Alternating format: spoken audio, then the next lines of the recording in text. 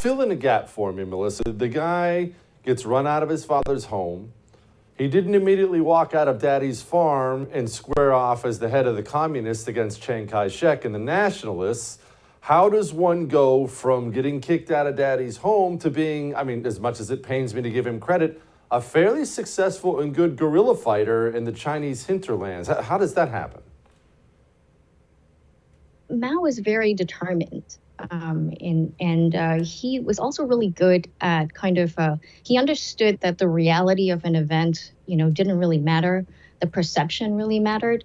I mean, one thing that Mao was really good at, and this is a very good example, was when there was an open conflict, there's a power struggle, like after the fall of the last dynasty of China in 1911, that was the Qing dynasty.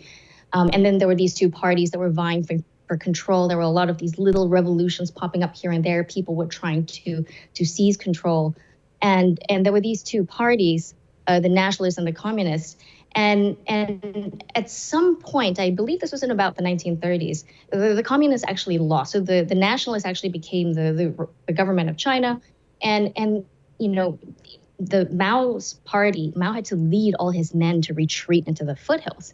And this would be, an embarrassing loss for anybody. But Mao was really, really good at PR and propaganda. And what he was able to do was kind of spin this narrative, which he calls the Long March. It kind of focuses on this ridiculous humiliation at the hands of the nationalists, but they made it back, hungry, tired. His entire army, his liberation army, made it back and retreated into the hills. And so, in modern China today, this word is kind of used symbolically all the time.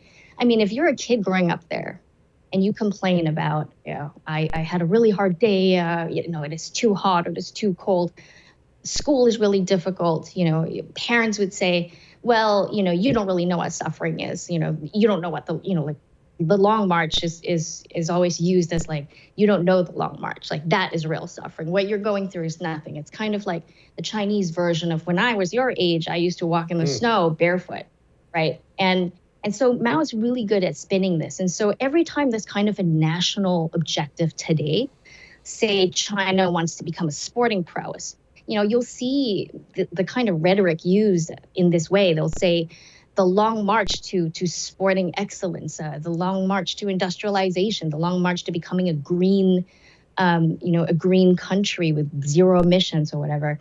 So that's kind of, how Mao is so good at kind of positioning himself and making himself seem a lot better than he was.